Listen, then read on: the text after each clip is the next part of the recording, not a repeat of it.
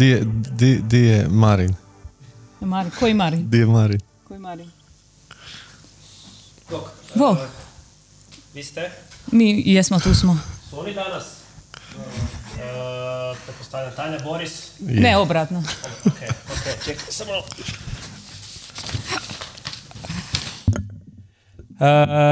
BP Podcast 21, Tanja i Boris, dobro večer. Bravo. Nina smo počeli, jesmo? Dobro večer, dragi prijatelji, dobrodošli u još jednu epizodu našeg BP podcasta pod rednim brojem 21. Ko što su Tanja i Boris već mene predstavili, ja sam Marin, ja sam u ulozi voditelja već 21.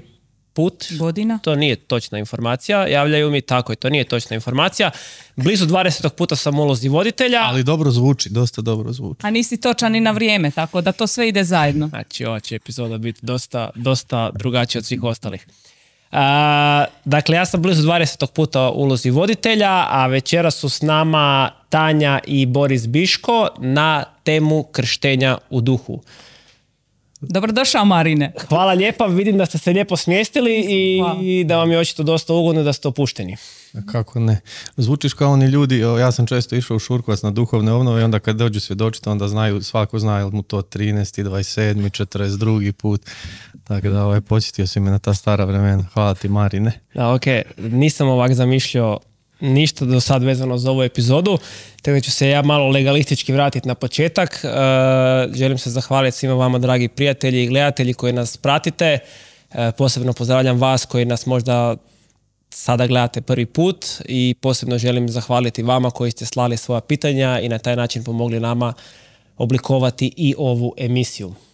Ko što sam rekao, tema je krštenje u duhu i ko što sam rekao, s nama je bračni par Biško. Mladi bračni par. Mladi bračni par koji je, ko pridonosi mladom bračnom paru od vas dvoje? Pa evidentno. Evidentno, supruga. Ok, je, kad bolje pogledati. Nemoj takve greške na početku, Marine. Doći ćeš i ti doma, mislim. Da, doći ću doma. Fakat mi nije dobro. Stvarno se moram malo dobiti. Ok.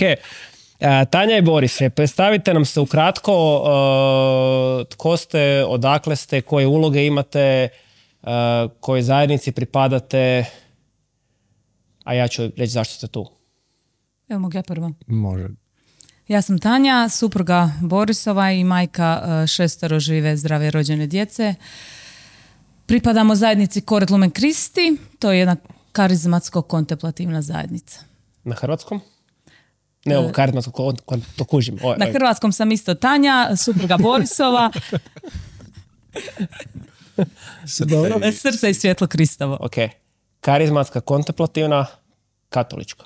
Apsolutno, potpuno katolička. Čuo sam ta pitanja negdje već odvanjala, pa da ih naglasim. To je srce svega, mi smo vrlo, vrlo katolička zajednica. Dobro, oprosti, prekinuo sam te, dobro.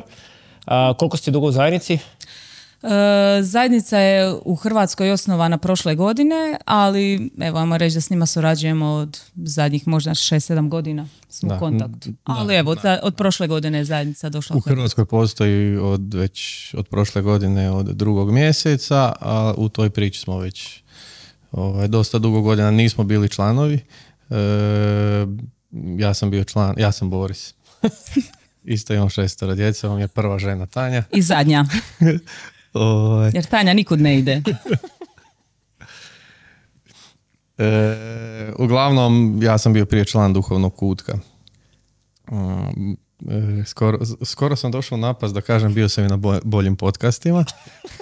Ali sreća, to nećeš reći, pa tako da... Ne poručamo podcaste duhovnog kutka koje još uvijek možete naći na YouTube kanalu duhovnog kutka. Korektno da kažem, jel tako? Pa neću reći da sam bio na boljim podcastima. Tako da, ali taj poziv i to razlučivanje, poziv za tu zajednicu živimo od 2018. godine, još prije svega toga, ali službeni članovi i kandidati smo postali tek prije godinu i nešto. A daj mi reci kaj nije valjalo u duhovnom kutku, zakaj su te izbacili? Duhovni kutak je fenomenalna zajednica, izbacili su me jer nisam mogao pratiti njihov humor. nekakve šanse su mi davali, ali Stjepan je tu otišao 100 koraka iznad i nisam mogao pratiti. Ja sam sam zapravo rekao, dečki, ovo je fenomenalno, ja više ne mogu. Ok, veliki pozdrav Stjepanu Arnošu, kojeg mi iz Božje pobjede jako cijenimo i pratimo. Ok, zašto ste ovdje? To ću reći u kameru jer vi znate zašto ste ovdje. Ovdje ste zato što u stvari Tanja i Boris su na sličnu temu gostovali u jednoj od naših službi unutar zajednice i podijelili s nama svoje svjedočanstvo o njihovom krštenju u duhu i ta tema je, evo konkretno i mene, ja sam ih slušao, baš dotakla i potresla i odlučili smo da ne budemo mala privilegirana skupina koja je čula tu priču, pa smo vas odlučili staviti pred kamere. Moje drugo pitanje glasi, jeste li vi doživjeli krštenje u duhu? Ok, ne, prije toga. Krštenje u duhu. Ok, to nije malo sporno. Krštenje je sakramentalno, svi smo kršteni. Je li ovo nešto što fali krštenju? Je li ovo drugčije krštenje? Da. Mogu ja. Ili ćeš ti? Ja mogu kratko. Ajde. Recimo, mi smo svi po sakramentima svojim krštenjem, potvrdama dobili nekakve karizme i darove. Jel? Tako da ovo nije novo krštenje, krštenje u duhu nije novi sakrament. To je oslobađanje već onoga što smo primili pod nekim sakramentima našim već prije. Evo, možeš ti nastaviti. Jer stvarno kratko. Lijepo, to je, da odmah si naučen. Meni je samo bitno da ja nešto kažem. Da, i poučila si ga. To znalo je biti sporno, taj naziv krštenja u duhu, međutim on ne bi trebao biti sporan zato što je on u tradiciji crkve još tamo, spominje se u svakom evanđelju, ali tamo i u djelima apostolskim, u 1. glavi, u 5. retku. Svi provjeravaju. Da, sad svi provjeravaju. Isus kaže, naskoro nakon ovoga bit ćete kršteni Duhom Svetim. Tako da taj pojam se koristi kroz čitavu tradiciju crkve i on nije nešto što je izmišljeno u karizmatskoj duhovnosti, u karizmatskom pokretu, niti možda neki ljudi se bune pa misle da su to braća protestanti izmislili. To nije tako, znači čitava jedna povijest stoji iza toga. Crkveni oci, naučitelji i Toma Akvinski i Sveti Augustin, oni su spominjali ili krštenje u duhu ili izljevanje duha i razmatrali su ga i pisali su o tome, tako da on ne bi trebao biti sporan, a pogotovo se ljudi toga ne bi trebali bojati, zato što nas pape pozivaju da se otvorimo tome. Papa Benedikt XVI je na jednom bdjenju uoči Pedesetnice pozvao sve katolike da se otvore milosti, ljepoti toga dara krštenja u Duhu Svetom. Papa Franjo nalaže karizmatskoj pokreti, to nije ono nekakav savjet koji on daje, nego čak možda kao nekakva uputa ili možemo reći zapovjed, da tu milost krštenja u Duhu Svetom, karizmatski pokret, treba razliti na cijelu crkvu. I krštenje u Duhu Svetom je zapravo oduvijek prisutno. Toma Akvinski je o njemu razmišljao, on je govorio da postoje, možemo reći možda dva stanja. Postoji stanje gdje Duh Sveti stanuje u nama i to smo primili po sakramentima, a ovo o čem mi pričamo, krštenje u duhu, ne zamjenjuje sakramente i nije novi sakrament, nego se Duh Sveti u nama, kaže Toma Akvinski, obnavlja. Tako da je to ili novi izljev, ili spominjemo ga kao krštenje u duhu zato što je Duh Sveti u nama počeo oslobađati sve ono što smo primili. U njemu nismo ništa novo primili, nego se u nama oslobađa onaj život koji smo primili po sakramentima koje smo primili prije. Nekad prije u povijesti crkve to je bilo, sakrament je bio jedan, i krštenje i potvrda se radilo na način da bi bili krštenici uronjeni.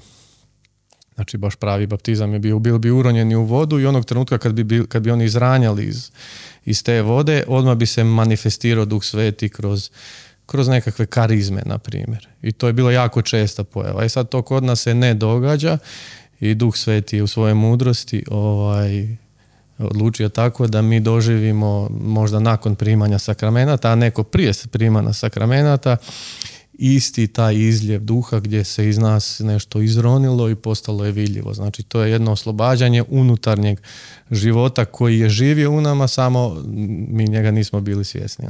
Znači, mi sa krštenjem u duhu ne primamo ništa novo. Ništa novo. Samo se oslobađa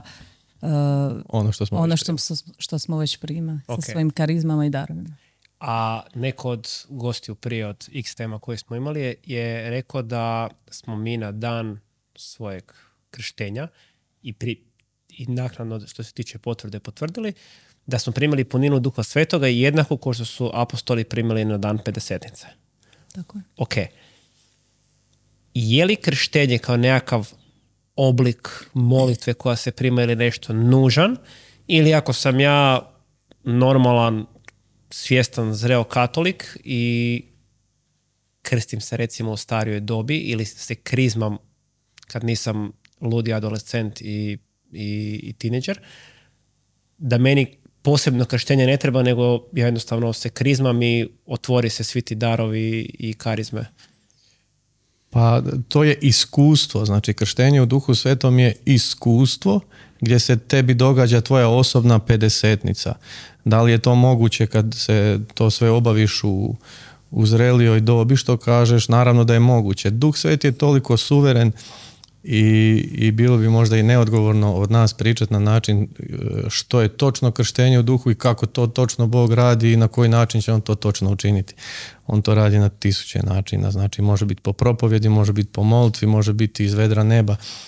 Petar kad je propovjedao, spustio se Duh Sveti, ljudi su doživjeli krštenje u duhu. Samarija ga je primila, pa su poslali Petra i Ivana da ih dodatno pouče, jel tako? Pavao je na putu dok je proganjao kršćane, bio bačen na pod i doživio, možemo reći, svoje krštenje u duhu. Koliki sveci i iz drugih pokreta, duhovni nekakvi velikani, da ih tako nazovem, ili osnivači redova ili pokreta, su to doživljavali na različite načine, tako da mi ne možemo sad točno reći to je krštenje, to nije i to se točno tako događa. I moje njeno iskustvo je različito, na primjer, to krštenje u Duhu Svetom, tako da krštenje u Duhu Svetom je prožeto kroz cijelu povijest, samo ga treba znati prepoznati gdje se to točno događalo. Ok, neću se praviti glupo, oba dvoje ste doživjeli krštenje u Duhu Svetom. Da možete malo izbliže ga jedan i drugi reći? Ne mogu bliže mikrofon. Da možete malo detaljnije ispričati kako se to dogodilo, pod kojim okolnostima, je li nešto prethodilo tome i ako možete opisati taj trenutak. Moje pitanje nakon ovog će biti kako ja znam da sam doživio krštenje u duhu. Ok, mogu ja prvo? Evo ovako, ja sam doživjela svoju pedesetnicu. Prije nego to ti opišem, htjela bi se vratiti malo unazad da vidiš ko sam bila prije toga. Mi pratimo karizmatski pokret već 15 godina, to nama nije ništa novo.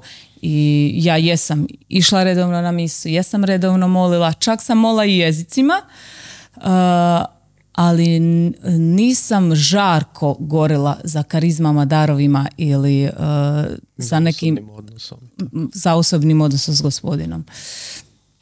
Čak što više, jednom kad smo išli u posjet našoj zajednici Coret Lumen Christi u Engleskoj, bili smo par dana kod njih, oni vam imaju jednom tjedno da idu kao na uličnu evangelizaciju. Za mene je to bio najbolji dan u životu što ja nisam trebala ići jer sam trebala ostati s djecom, a rekao, Bože, hvala ti na tom daru što ja ne moram ići. Toliko nisam čeznula za tim. I sad se vraćam unazad prošle godine. Što se dogodilo? Damien Stein je došao u Hrvatsku, imao je tu seminar na Trnovčici. Pardon, Damien Stein, za one koje ne znaju, je? On je osnivač naše zajednice. I ti se ljudi treba ispovjediti ako ne znam. Googlaj. On je došao, imao je seminar i duhovnu obnovu u Hrvatskoj i mi bi se povremeno čuli, to je Boris je bio s njim najviše u kontaktu i predložio da se vidimo jedan dan. To nije bio nikakav molitveni susret, to nije bila nikakva dogovorena osobna molitva, samo da se vidimo, čisto informativno, da on vidi nas, da mi vidimo njega i postavimo par pitanja vezano za zajednicu. No, međutim, ta večer se tako čudesno odvila da smo mi u jednom trenutku se svi našli nekako u molitvi. Ako Damjana je znakovito, on nije čovjek koji će ti usput ići moliti se za ljude, on mimo susreta vrlo, vrlo rijetko moli za ljude. Ali tu večer kako se večer odvijala, tako se dogodilo nešto čudesno da smo u jednom trenutku svi bili u molitvi. Čak Damjan je dobivao neka proroštva za nas osobna koja su nas doticala i tu večer se dogodio nadnaravan susret i pohod Duha Svetoga u našim životima. Tu večer je osnovan Coret Lumen Christi u Hrvatskoj i to je jedna fenomenalna priča koja nije tema ovog sada podcasta. No što želim reći? Sutradan, nakon toga, ja sam se probudila kao druga osoba. Znači večer prije se dogodila 50-nica. Ja ti ne mogu reći da je bio neki poseban trenutak, da sam ja dobila nekakvu sliku posebnu, da sam ja dobila nekakvu fizičku trešnju ili bilo kakve trnce posebne, ali Duh Sveti je bio u prostoriji i na mene se i na sve ostalo, na mene posebno se spustila ta vatra koju prije nisam imala. Sve ono što mi je prije bilo odbojno, sada ne samo da sam htjela, nego sam rekla ja to idem raditi. Nakon toga Gospodin je izlio svoje karizme i darove. Znači, ja nikad prije nisam prorokovala. Krenuli su proroštva. Dobila sam posebnu ljubav molit za bolesne. Posebnu ljubav molit za bolesne. Sjećam se kad sam nakon par dana gledala jedan seminar i vidjela se bila ženska konferencija u Engleskoj. Ja sam je gledala online. Jedna osoba je izišla i imala je službu ozdravljanja. Ja kad sam nju vidjela sam rekla, to ja želim. To je bio poziv u mom srcu. To ja želim. Nakon par dana sam bila na ulici, već je morala za bolest. Wow. To je vatra Duha Svetoga. Sad, taj dan kad je ona ostala, mi smo išli na ulicu, to u Engleskoj, odnosno mi smo otišli na pivu, ona to ni ne zna, ona mislila da smo mi išli evangelizirati. Meni je bilo bitno da ja ne idem, vi ste mogli šta god ste htjeli raditi. Malo se zezamo.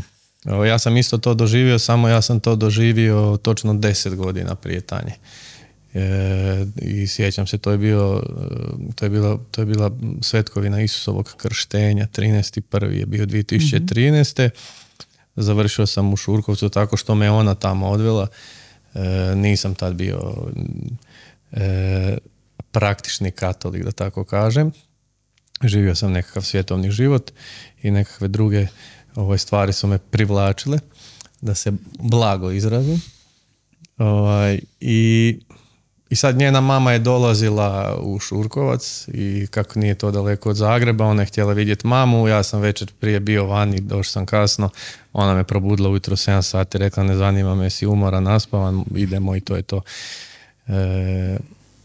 I došli smo tamo, ja se sjećam da ja ne znam ništa o tome, ja ne znam uopće šta se tamo događa, meni su u mislima samo ćevapi koje ću tamo pojesti i to je to. I to je bio trenutak kada je Gospodin odlučio ući u moj život. Sjećam se kad sam ulazio u crkvu, nešto je ostalo iza mene. Tog se trenutka sjećam jer sam stao i gledati iza sebe šta je ostalo iza mene. Ja nemam pojma šta se tad dogodilo, ali nešto je ostalo iza mene. I ušao sam unutra i vidio sam klasičan karizmatski susret, da tako kažem, samo tada je Šurkovac bio onako jako dinamičan, izrazito dinamičan. I meni se to nije svidjelo. Meni je to bilo onako malo fanatično i tumač i Fraivina propovjed mi je bila, ja sam to njemu rekao, ja sam mislio šta ti pričaš, nisi normalan.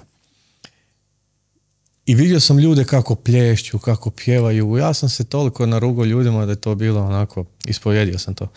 Ali oni su to znali, ovi ljudi oko mene. I ja sam sebi našao 5-6 ljudi koji su meni izgledalo normalno, od njih tamo 1500 i rekao sam, ovih 5-6 koji su normalni, oni neće ni past sigurno, neće pjevat, ništa se neće dogoditi, a ovo drugo su fanatici.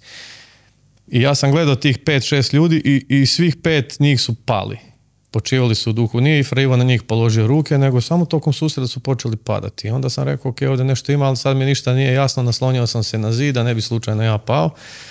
I promatrao sam. I sjećam se u jednom trenutku Fraivo je izvadio presveto i rekao je Isus je ovdje. I u tom trenutku sam ja nestao iz te crkve i našao sam se pred Gospodinom. Nemam pojma kako to opisati, jer tijelu duhu ne znam, ali sam bio pred Gospodinom. Oprosti, znam da je to osobno i vjerojatno neće da odgovor. Je to sad pjesnički opisuješ ili... Ne, doslovno. Okay. Doslovno, znači stvarnije nego što sad tebe vidim. i osjetio sam nevjerovatnu ljubav i nevjerovatan autoritet. I jedno i drugo u jednome. I sad kad sam se vratio dole nazad, kako zvuči, kad sam se vratio među žive, sve mi je to postalo nevjerovatno lijepo. Nevjerovatno. Ja sam sam htio pjevati te pjesme. U trenutku? Odmah, znači ja ne znam koliko je to trajalo. I ja bi sad htio dizat ruke, ali ne možeš sad dizat ruke, malo prije si ih izvrijeđio, a sad bi dizao ruke. Nije baš ne bi bilo u redu. I sjećam se da smo još poslije išli na blagoslov, tamo se isto nešto dogodilo, pri polaganju ruku, izašao sam izvan crkve, to se sjećam, vratio sam se u crkvu, sjeo u klupu, dao sam Tanji ključeve od auta i rekao sam ja ću ostati ovdje živjeti. U ovoj klupi ću sad živjeti do kraja života. I kao što vidite, ostao je. Jer je meni rekao. To je bilo to moje iskustvo krštenja u duhu ili možda čak krštenja u vatri, jer se sjećam da kad smo se vraćali, nevjerojatno je Duh Sveti odmah počeo raditi u meni. Mi kad smo se vraćali u Zagreb, a to je bio prvi mjesec, bila je jako jaka zima, ja sam se mislio skinuti gol jer je meni bilo toliko vruće da ja nisam mogao izdržati u autu do Zagreba, u Zagrebu. Nevjerovatno i to je tako intenzivno krenulo. Uglavnom meni se objavio, oslobodio u meni cijeli jedan novi svijet o kojem ja ništa nisam znao. Kaj je krštenje u vatri sad? Ja ti to ne mogu reći za neku sad definiciju, to je to. Ja ti mogu samo reći svog iskustva. Da mi reci koja je razlika između krštenja u duhu i krštenja u vatri? Ovo je u duhu, ovo je u vatri. A, okej. Nadam se da neko to piše od vas sa strane, ovo su dosta vrijedne informacije. Super. Ja ti samo mogu reći da jedna osoba koja nešto nije željela i htjela niti je živjela, nakon takvog iskustva i pohoda Duha Svetoga sve to želi, živi, djeluje i u tom vidi neki smisao i surađuje s Gospodinom, želi ga upoznati osobu. Znači totalna promjena načina života, bića, osobe, jedna cjelovita promjena. Ja bi ti ovako rekao, krštenje u vatri je različito možda, opet ne možemo samo pametovati, ali ne znam, ali malo što sam čitao druge. A posebno Fraivo piše malo o tome, pisao je u onoj knjizi. On je doktorirao, ja mislim, na temu krštenja u Duhu Svetom i pisao je nešto bio o krštenju u vatri. I ovo bi rekao, znači on je bio karizmatik ili član karizmatskog pokreta koji je radio sve ovo što sad radi prije jednog svog iskustva koje on imao, ali kaže tada to nije bilo toliko intenzivno kao što mu se dogodilo nakon tog iskustva. Znači on je već bio, znači imaš sliku jednog čovjeka koji je karizmatik, koji polaže ruke, koji moli za ljude, koji ozdravlja, on je već tada živio u tom krštenju u duhu. Ali je rekao da je jednu večer u uredu prije susreta da se molio i da ima nekakve manifestacije Duha Svetoga i jednostavno da je počela vatra u njemu goriti i da je doživio to iskustvo krštenja u vatri. Nakon toga iskustva je njegova služba postala izrazito silovita. Okay. I možda bi te dvije posljedice bile malo drugačije. Znači ako si pripadnik karizmatskog pokreta i doživio si krštenje u duhu, to je jedan zapravo samo poziv da doživiš krštenje u vatri. A krštenje u vatri zapravo je, opet ne trebamo raditi disklejmere, nije nikakvo novo krštenje, nego vatra Duha Svetoga u tebi zapravo stvara jedan novi život, ona u tebi zapravo spaljuje svijet. Da. I onda počne živjeti evanđelje. Ok, ali sad se tu puno toga naslanjamo karizmatski unutar karizmatske zajednice. Fraivo Pavić, poznati karizmatik, kako se to tako kaže, slično. Je li krštenje u duhu vezano samo za članove karizmatske zajednica? Pa nije, kao što sam i rekao, ono nije izmišljeno, taj pojam nije izmišljen u karizmatskom pokretu, on je prisutan u crkvi prije karizmatskog pokreta. Na primjer, mogli bi reći da je krštenje u duhu, ne znam, jeste čuli na primjer za Chiaru Amirante, ona je osnivač Novih horizonta, jedan pokret drugi u katoličkoj crkvi. Ona je bila na susretu Fokolara ili Fokolarina, kako se kaže, i slušala njihovu osnivačicu koja se zove Chiara Lubik. Okay. I ona je, dok je slušala nju kako propovjeda, doživjela nešto u sebi, nekakvu milost koju mi možemo nazvati krštenje u duhu, nakon čega je ona krenula taj život koji je poslije krenula živjeti, isto i ulična evangelizacija i napravila je taj pokret u crkvi koji se zovu Novi horizonti. Znači van karizmatskog pokreta, među fokolerinima. Tako da možemo reći da je to prisutno u cijeloj crkvi. Dobro, ali Tanja, zake bi ja, znači ja sam muž, otac, radim, trudim se živjeti sakramentalno, idem nedjeljom na misu, pomažem u župi, zake bi ja htio krštenje u duhu? Pa gledaj, opet ću ti reći kroz svoj primjer, ja ti ne mogu drugačije reći. Mi kad smo imali jedno dijete, uvijek su se u našoj kući skupljali nekakve molitve. Prijatelji bi došli moliti, ajmo reći to tako. Ja sam ti uvijek bila, imali smo tada jedno dijete u sobi sa strane, jer kao ja čuvam djece, a oni neka mole. Nakon krštenja u duhu, ja sa svojih 6 djece imam mislim kakvu takvu, mi imamo svoje tjedne susrete sa 50-60 ljudi jer nestane nam više u kapelicu. Držim nagovore. Imam molitve po proroštvima koje pomno provjeravamo, moram naglasiti. Idem moliti za ljude. Idem na ulicu, molim za ljude. Živim puninu svoga odnosa s Gospodinom. O tom se radi. Sve ono što mi je prije bilo nedostižno, nisam imala vremena, nisam mogla, kao moj stalež mi nije dozvoljavao. Možda je to bila čak i moja izlika. Zato kad dobiješ vatru, onda sa puno gušćim rasporedom u svom životu ti s Gospodinom ideš, lomiš sve pred sobom. Zato što te vatra Duha Svetoga gura, ne ideš svojim snagama. Ja zaista nisam mogla s jednim djetetom tada moliti, nisam stizala. Kako sad mogu? To je vatra, ona te gura. Više nisi ti, nego Duh Sveti. Ok, vrlo plastično pitanje. Sad možeš, ali pretpostavljam da ti to nije uliveno pa da sa jednakom lakoćom to možeš. Vjerojatno ima tu puno odricanja, preslagivanja, slaganja prioriteta i ne znam kako. Znači, ti puno ulažeš u to, absolutno. Ali ipak možeš. Želim reći tu večer kad se dogodila moja 50-nica, to je moglo ostati moj život nepromijenjen. Što se dogodilo? Ja sam ipak odgovorila na nekakav poziv. Ja stalno naglašavam, bitan si faktor u Božjem bitan si faktor u Božjem, kako Noja kaže? Ne znam. Planu, to. Ali druge stvari slušaju. Znači, bitan si faktor u Božjem planu. Vrlo si bitan. Zato što Gospodin kada je stvarao, mogao je stvoriti robote, pa sve moguće. I oni bi radili kako bi ih on navodio na daljinski. Ali on je želio tvoje da. On želi tvoje fiat. I ja sam tu večer rekla da. I odgovorila sam na taj poziv i krenula sam. Ja vjerujem da ljudi koji su doživjeli, ima puno ljudi koji su nešto doživjeli, nisu odgovorili na svoje pozive. Možda nisu ispunili svoj duhovni potencijal. Ja ne mogu to reći. Ja ti samo mogu reći od sebe. Ali evo, kažem ti, vrlo si bitan faktor u Božjem planu. To tako on uvijek kaže. Plan. Ovo je bila provjera. Drugi put sam znala riječ. Dobro, a da još samo, još da probam to dočarat malo, vratit ću se na karizmatske zajednice. Ok, prije toga, je li krštenje u duhu uvjet za primanje karizmi? Ne, čak to ne treba prenaglašavati, a treba vruće čeznuti za time.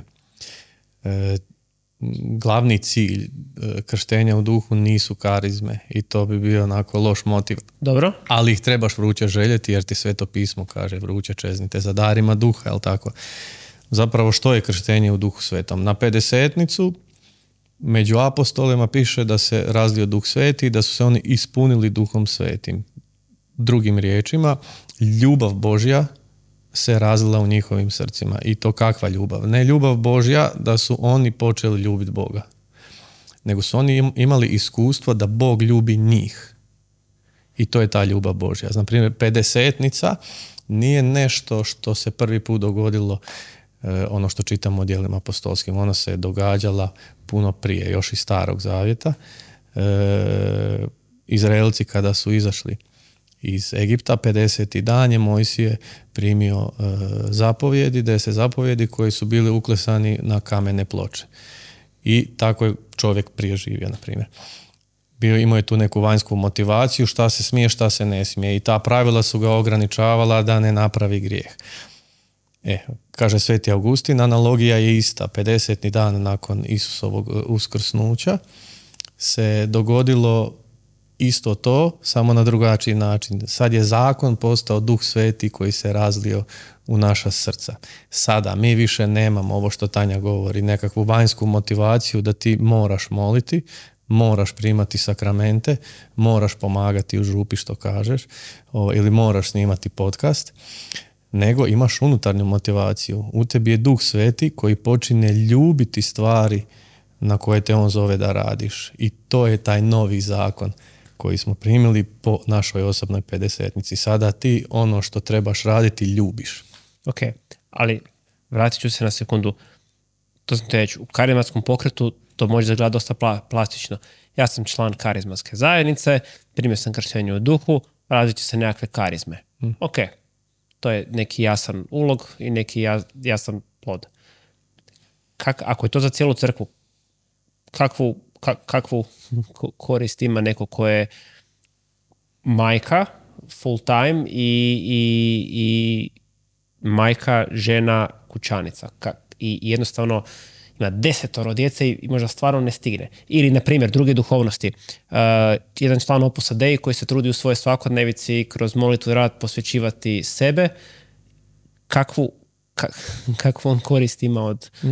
Razumijem šta želiš pitati. Znači, milost, krštenje u Duhu Svetom, kad crkva kaže, ili kad Papa Franjo sada kaže da je to za cijelu tu crkvu, znači da Salezijanac, na primjer župa gdje se sastaje vaša zajednica, tamo su Salezijanci ili Opus Dei ili Franjevac ili Isusovac, će zapravo živjeti puninu svog poziva kao Isusovac, kao Franjevac, kao Salezijanac, kao svećenik iz Opus Deija, nakon tog krštenja u duhu.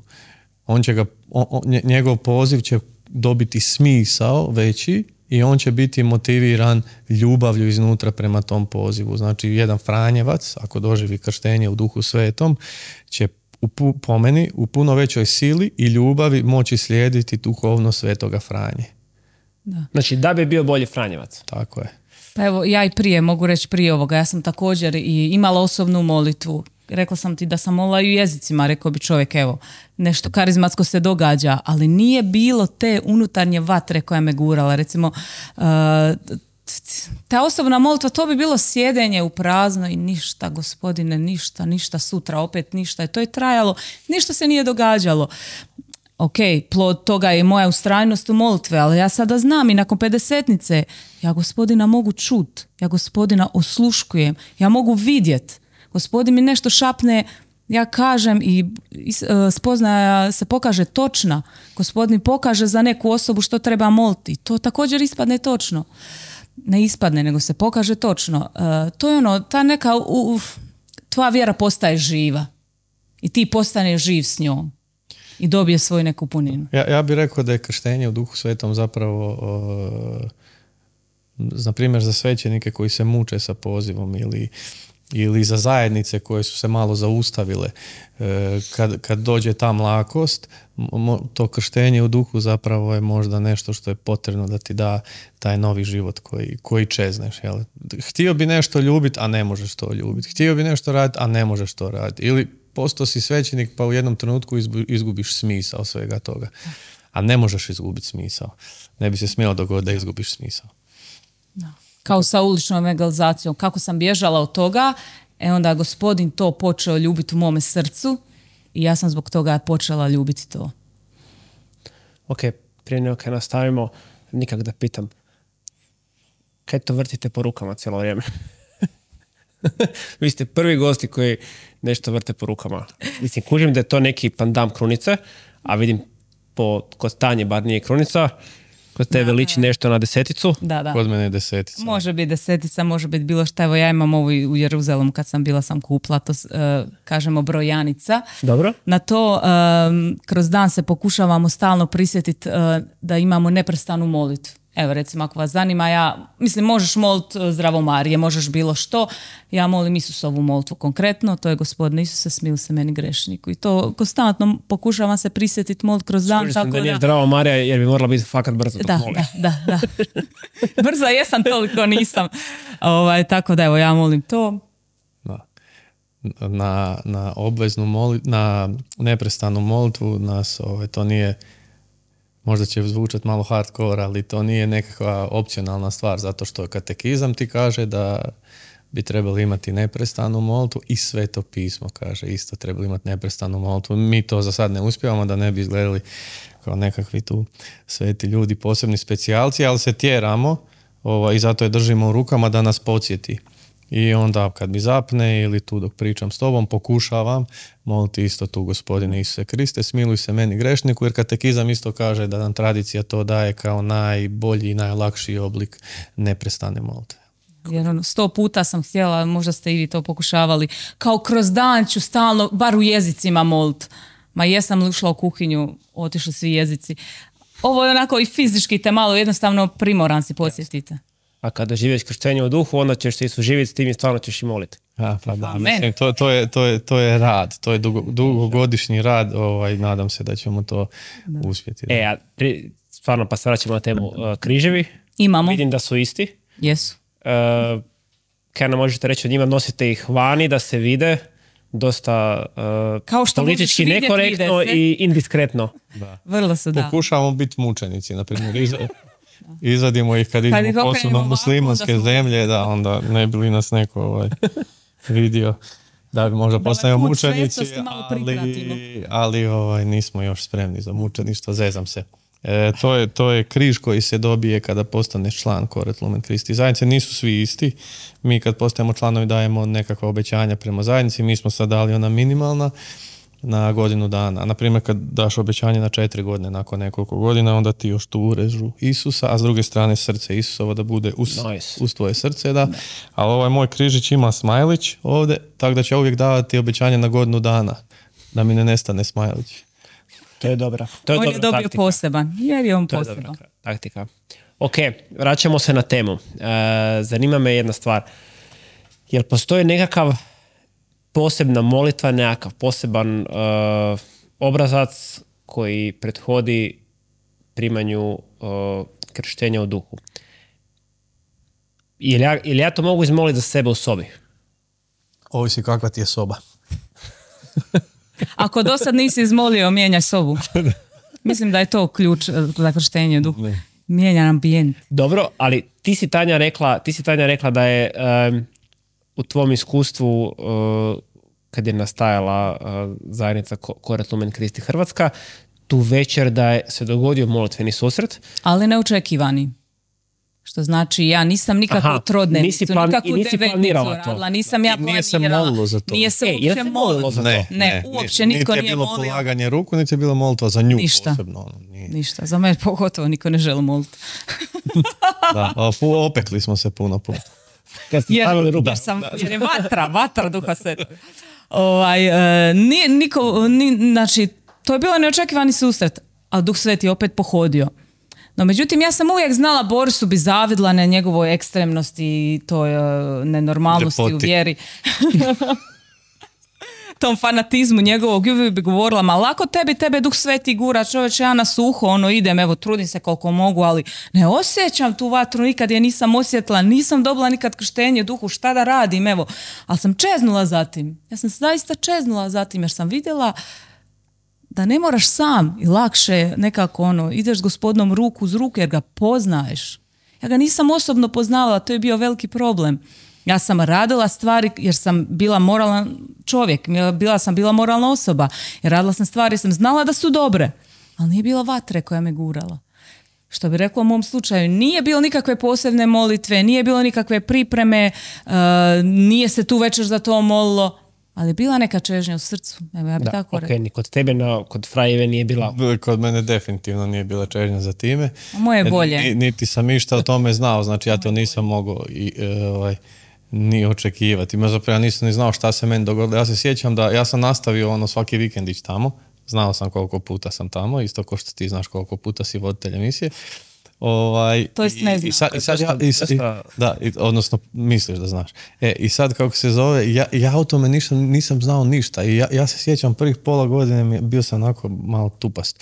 Meni je trebalo dugo da shvatim da nisu svi to isto doživjeli. Ja bi čekao da meni ljudi kažu kako je njima bilo kad su otišli gore pred Gospodina, pa da mi malo kažu svoje iskustvo. Onda sam skužio da svako to na različite načine doživi. Jer ja ništa o tome nisam znao da postoje molitvene zajednice, na primjer. Niti si u tom trenutku znao da si doživio Krštenje u duhu. Da, nemam pojma o tome. Ali ne, za tebe bio golub. Obični golub. Kaže Raniero Cantalamessa da najveći plod drugog Vatikanskog koncila je ponovno otkrivanje treće božanske osobe. I krštenje u Duhu Svetom ti zapravo nanovo i ponovo otkriva treću božansku osobu. Imali smo i na našim susretima, to sam htio ljudima malo onako približiti, predavanja o tome kako je, imamo nekako to gledanje na Duha Svetoga kao na nekakvo stanje. Ne gledamo ga kao osobu. I onda sam ljudima davao upute, znači sad kad sjedneš doma na osobnu molitvu, kad se moliš Duhu Svetom, gledaj ga kao osobu. Ako je osoba, znači da ti čuje, da ti govori, da te osjeti. Da nije nikakvo stanje, to nije nikakva, ne znam, deliriju koji ćeš upasti. To nije to. Dobar feeling. Dobar feeling, to je osoba. I Raniero Cantalamessa kaže da je to najveći plod drugog Vatikanskog koncila, ali da se vratim na ovo, ja nisam znao šta sam doživio, ali se sjećam kad sam se drugi put vratio, ili 7. put, ne znam. Ne znam točno. Koji god kažeš, bit će točan, jer niko ne zna. Pogledao sam gore iznad oltara i pisalo je Djela apostolska 1.5, bit ćete kršteni Duhom Svetim. I kad sam to pročitao, znao sam, to se meni dogodilo. Dobro. Ti si rekao da se, ako sam se dobro protumačio, da se prije 50-nice, znači da se na 50-nici nije prvi put to dogodilo u povijesti crkve, odnosno prvi put ljudima. Prvi put se dogodilo na takav način, ali taj pojam 50-nice nije tada započet. Jel to znači da se prije događalo samo nekima, tipa prorocima i slično, a sad svi su pozvani na krštenje u duhu, bilo laici, bilo oficijalna crkva, je to ta razlika, iako je zašto se to dogodilo? I pripremajući ovu emisiju, naišao sam na tekst iz Djela apostolskih, kaže, u posljednje dane govori Gospodin, izliču Duha Svetoga na svako tijelo i proricat će vaši sinovi i kćeri, vaši će mladići gledati viđenja, a starci vaši sne sanjati. Čak ću i na sluge i sluškinje svoje izliti Duha svojega u one dane i proricat će. Je li to ta jedan promjena koja se dogodila, da je prije stvarno bilo na prorocima pojedinim ili na sucima koji su bili kroz Stari Zavjet ili na kraljevima, dok ostali nisu imali to jedno dioništvo u duhu, a onda po 50-nici ide na sve. Je li to opće valjana premisa? Tanja? Tu sam. Sve može. Okay. Sad za to bi trebalo pitati baš nekog teologa da ja ne bi nešto pogriješio, ali mogli bi to tako shvatiti. Mada je bilo i u Starom Zavjetu slučajeva gdje se duh izlije još za vrijeme Mojsija, ili na primjer zanimljiva je situacija zanimljiva je situacija sa Šaulom, kad je nastala ona izreka zar je Šaul među prorocima. On je ušao u proročko pomazanje i počeo je prorokovati. Dobro. Šaul. Znači, to se već događalo, ali ne na taj način. Ne mogu tu biti pametan, ali mogu reći nešto šta mislim o tome ili šta sam do sad pročitao ili naučio. Tu apostol Petar, sveti Petar citira Joela, je li tako? I zanimljivo je, ima jednu stvar koju je Petar dodao tu, znaš koja je? Ne. To što je Petar dodao... da znamo o čem govoriš, a kamo je da... Samo klima je tako i ja.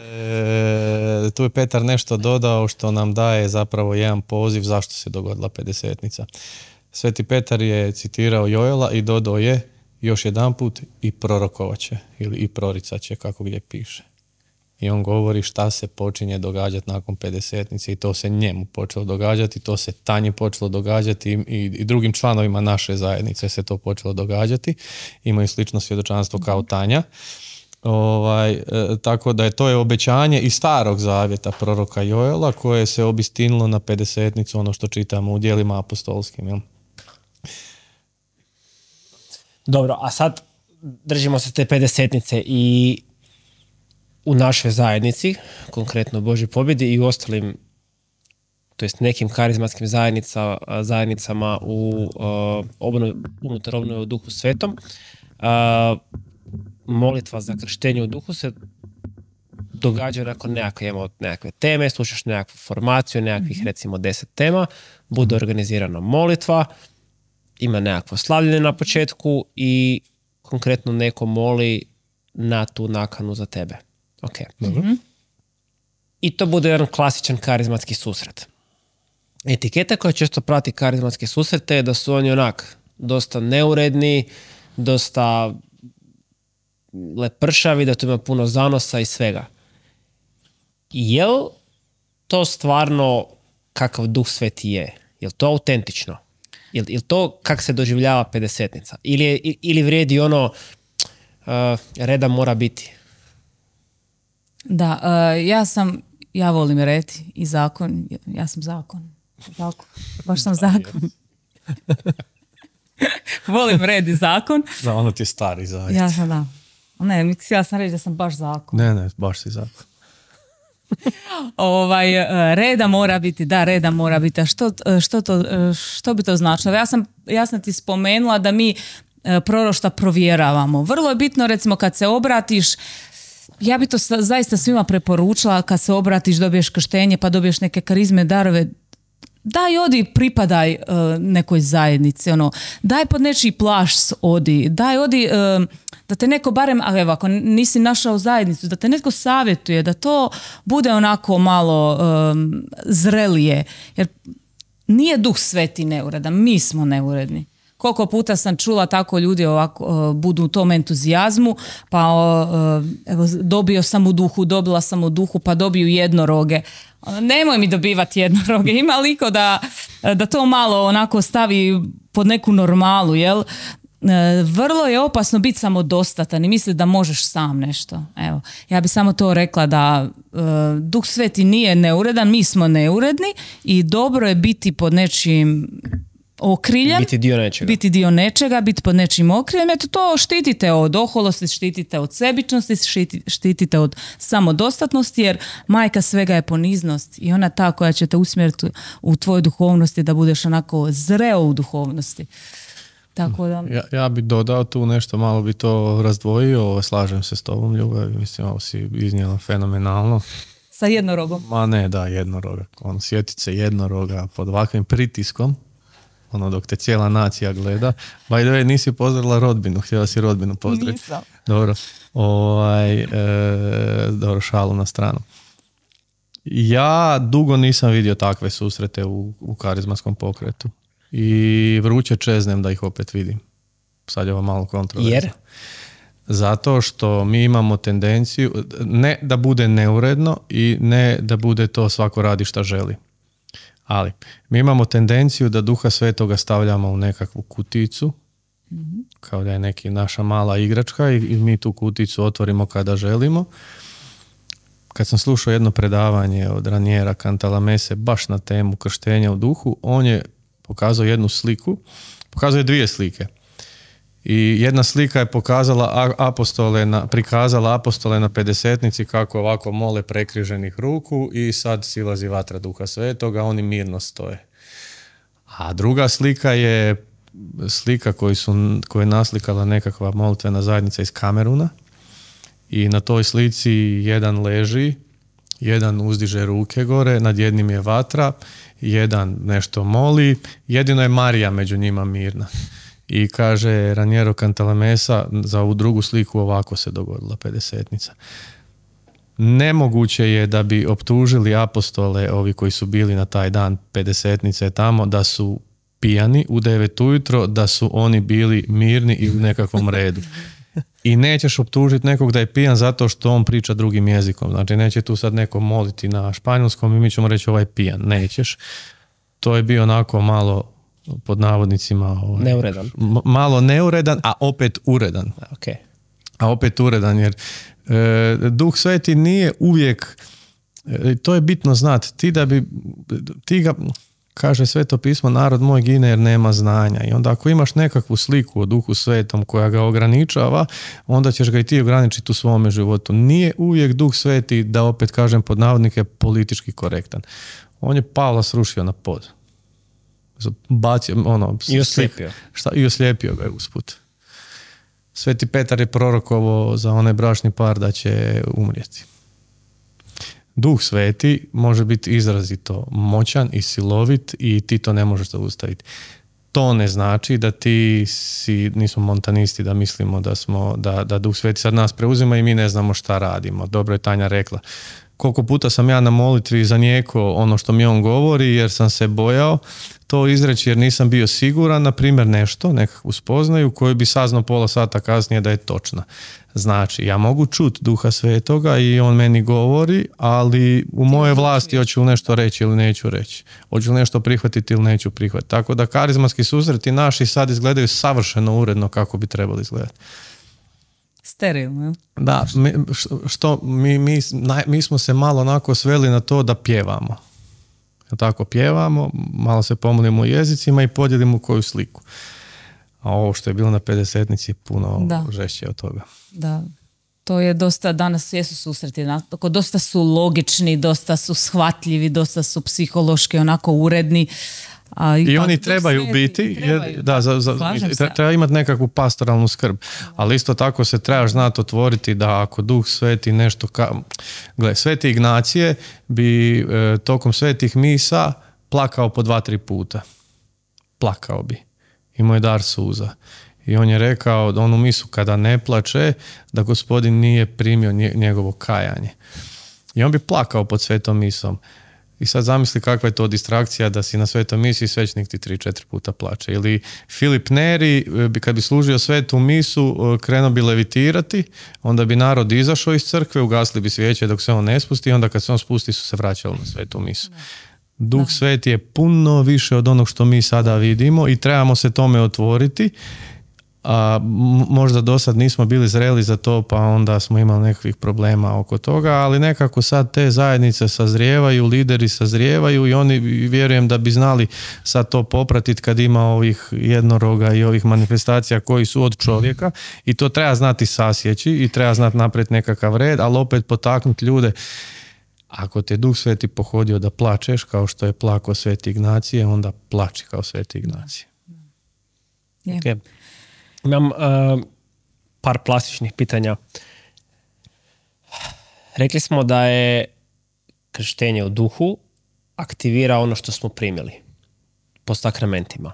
To su nekakvi talenti, karizme, to su, pretpostavljam, nekakva možda poslanja i pozivi koje je Bog namijenio za nas. I sad mi bi trebali vruće čeznuti za tim. Ti si sama rekla, Tanja, da imaš unutarnju motivaciju za te stvari, imaš unutarnju motivaciju za ići evangelizirati. Vrlo plastično, ja idem na molitvu za izljev unutar jedne karizmatske zajednice. I kajak je mene strah da će mi Bog reći nešto što ja jako, jako ne želim. Na primjer, odi u svećenike. Ali ti si ovdje. Sad je kasno. Pitam za frenda.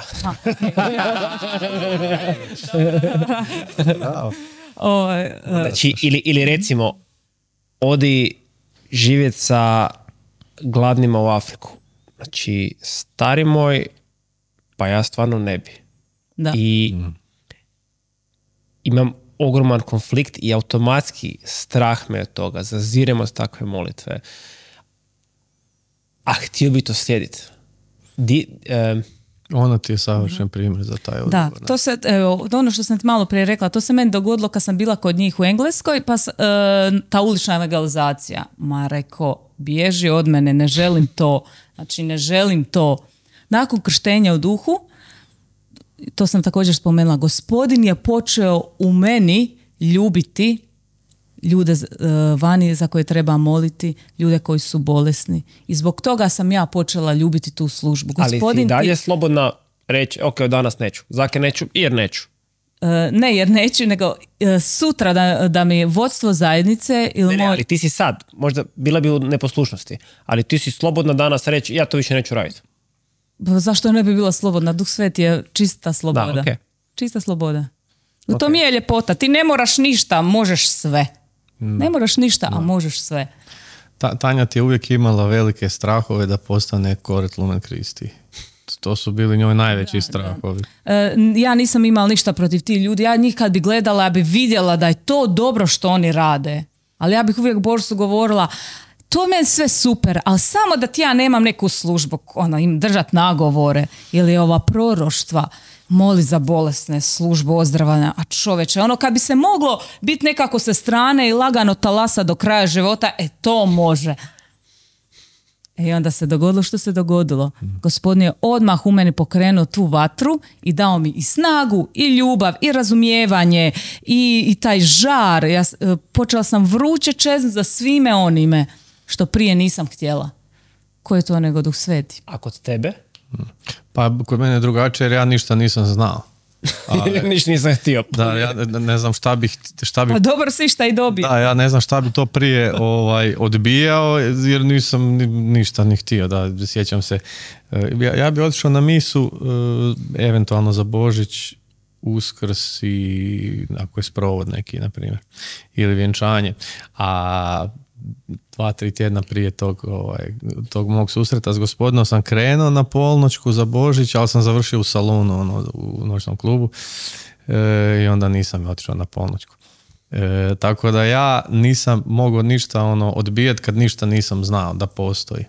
I onda je u meni gospodin, sa mnom je gospodin jako radikalno krenuo u početku, tako da me odmah učio neke stvari za koje ja nisam znao da postoje zajednice i onda mi je nakon molitve mi je sinulo kako bi bilo dobro da postoji nekakva biblijska grupa da možeš čitati negdje o Bibliji, onda sam upisao biblijska grupa i ne znam kako završio sam kod Smiljana u Sigetu, na susretima.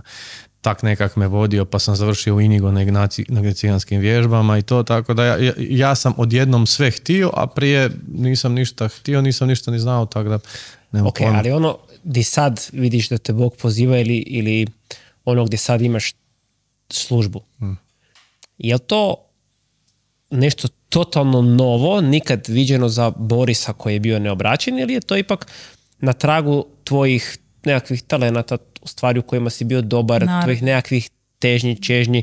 Na kaj ciljam? Ciljam u stvari na to, očito Duh Sveti može na novo sve okrenut, jer smo negdje nešto zatomili, ali me zanima, neko je prije obraćenja bio full društven, bio je dobar u, javnom nastupu, bavio se nekakvom zabavnom djelatnošću ili nešto i možda ga je strah doživjeti krštenje u duhu, da mu to Bog ne bi uzeo i poslao ga neke totalno kontra. Ili ako Duh Sveti surađuje s tim, pa možda će ga on potvrditi još u tome i da to radi ili za njegovo ime ili još izvrsnije u ovome tu. Znači, zanima me... I jedno i drugo je točno. Jedno i drugo je točno. Bitno je reći da ne treba se bojati ničega što bi ti gospodin mogao usaditi u srce za nekakav, što ti kažeš, poziv. Zato što na sve što tebe gospodin zove, prije nego što te pozove, on će u tebi usaditi ljubav za to. Postoje neki slučajevi gdje to nije tako zbog neke druge pouke, kao na primjer prorok Jona ili nekakvi drugi, ali u pravilu ako će te gospodin zvati da budeš svećenik, ti ćeš to prvo početi ljubiti ili ćeš početi ljubiti s vremenom kad dobiješ taj poziv i ti ćeš to jako zavoliti bilo što. Znači nekakav prirodni slijed. Tako je, neće te gospodin na ništa natjerat. I ono što je važno reći, zbog slobode, šta god ti izabereš, Bog će ti blagosloviti. Ti možeš imati poziv za svećenika, ali nisi ga izabrao. Ili misliš da imaš poziv za svećenika, još bolje. Misliš da imaš, ali i nisi izabrao taj poziv, otišao si u brak. Gospodin je ispred tebe stavio jedno i drugo i blagoslovit će ti svaki tvoj put. Može biti jedan možda bolji od drugoga, ali koji god ti izabereš put, Bog je s tobom. Neće te napustiti jer si ti nešto drugo izabrao, nećeš propasti i on će blagosloviti. Neće ti reći da. Ja ne volim ta svjedočanstva kada ja sam bio jedno vrijeme u svojim mukama jer smo živjeli život koji nije u jednom trenutku imao jedinstvo. Mi smo imali uvijek dobar brak i brak je uvijek bio dobar i van ovog duhovnog dijela sve je bilo dobro. Ali, na primjer, ovaj dio di ja Žarko želim Koret Lumen, a ona Žarko to ne želi, da se sad malo šalim s time, to je meni bio problem. To je meni bila velika muka. Baš velika muka i s time sam se mučio. ali ne bi gospodin optužio Tanju zato što to nije izabrala, ili mene zato što ja nešto nisam izabrao. Gospodin jednostavno blagoslivlja naše puteve i s nama je. I važno je znati razlučivati što je za tebe, gdje te gospodin zove, ne možeš živjeti samo high life i raditi po svojoj volji, ali trebaš biti u slobodi da je gospodin s tobom. Da. Ok, klasično pitanje broj 2. Klasično pitanje broj 2 znači, rekao sam to prije da ću vas pitat kak ja znam da sam primio krštenje u duhu. Sad ću ga pretočiti ovo tu. Mi smo unutar karizmatske zajednice, poslušali smo cijelu formaciju, trenutno smo na molitvi za krštenje u duhu. Zagovara se nad svakom osobom pojedinačno. Ja čekam još red, vidim tam nekakve cure pretežito koje su već bile na molitvi, sve su u suzama, šminka je razmazana kod svih, već se grle, ljube, čujem jedno kad govore da je ovo njen najljepši dan u životu i da ona zna da je Bog živ i da ti izgubio pomazanje. I da nikad neće ovo zaboraviti i ovo i ono i sad ja dolazim konačno na molitvu i nit pustio suzu, nit baš reke da me dodirnulo, nit mi se tak neke urezalo u srce da ću sigurno to zapamtiti do kraja života. I kaj sad? Imaš možda neku pjesmu na koju često plačeš. Ili film ba. Pa si pustiš, da, Lesi, na primjer. I plačeš kad se on vrati kući, kužiš. Ovi što plaču, ovi što si gledao te. Puno gledaš dok si na molitvi, nemoj gledati okolo. Moraš se, fokusiraj se ako to želiš. Nema pusti ovi curi koji, to je moguće jedan od razloga zašto nisi. Niti ovi koji plaču i govore da je to najbolji dan u životu ne znači da su možda primili krštenje duhu, niti ti koji ništa nisi doživio ne znači da ga nisi primio. Njegove posljedice ćeš možda vidjeti tek poslije. Da. To je njen primjer. Da, ona nije imala... Tu već nikakav nadnaravan, kažem ti, viđenje, slika, pothvat se nije dogodio. A se dogodio sutra, pa pusti, ne prespavaj. Noć, 2, 3, nije... Duh Sveti, on radi. Duh Sveti radi. Ja sam bio tu večer, pa nadnaravnost nekakva ipak je tu bio. Ti si duh, nije vatra. Tako da, zezam se. Kod Tanje se to vidjelo sutra. Da. Ok, znači taj emocionalni zanos u trenutku nije mjerilo. Može biti dobar pokazatelj, ali ne mora ništa. Znači. Duh Sveti je takav, on puše gdje hoće, kako hoće i koliko on hoće. On je suveren, mi moramo to prihvatiti da jednostavno on ide iznad našeg razuma, iznad našeg racija, iznad našeg shvaćanja. To je Bog. Ok, a jel postoje nekakve stvarno recimo prepreke za primiti krštenje u duhu? Da neko možda živi na neki način. Moje osobno mišljenje, mene ljuti me. Smeta mi kad ljudi kažu da se nešto mora da bi ti nešto dobio ili doživio od Boga. I to je, kršćanstvo nije takvo, takve su druge religije. Mi dobivamo besplatno od Gospodina. Mi ne ljubi Bog nas jer smo mi njega ljubili. Znači mi ljubimo Boga jer je on nas prvi ljubio. Jel' tako? I to je kršćanstvo.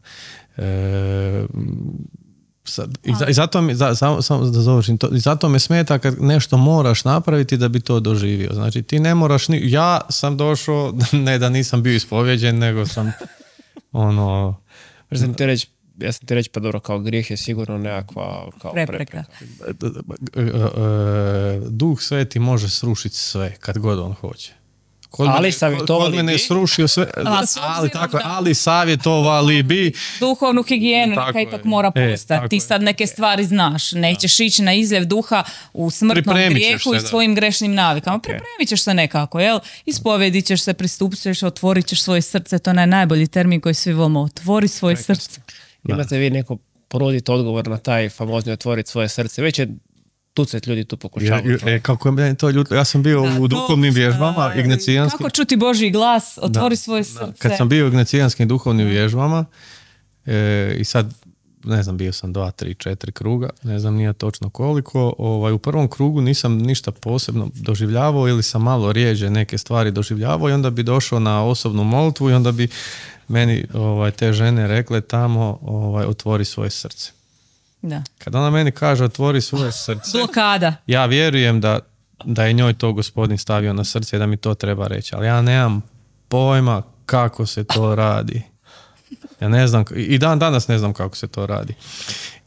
Ili druga stvar, kad moliš za nekoga i onda on ima ovakvo ruke i onda ti imaš onu već formulu unaprijed, otvori svoje ruke jer neće Duh Sveti moći doći. Ko to kaže? To nisu istine.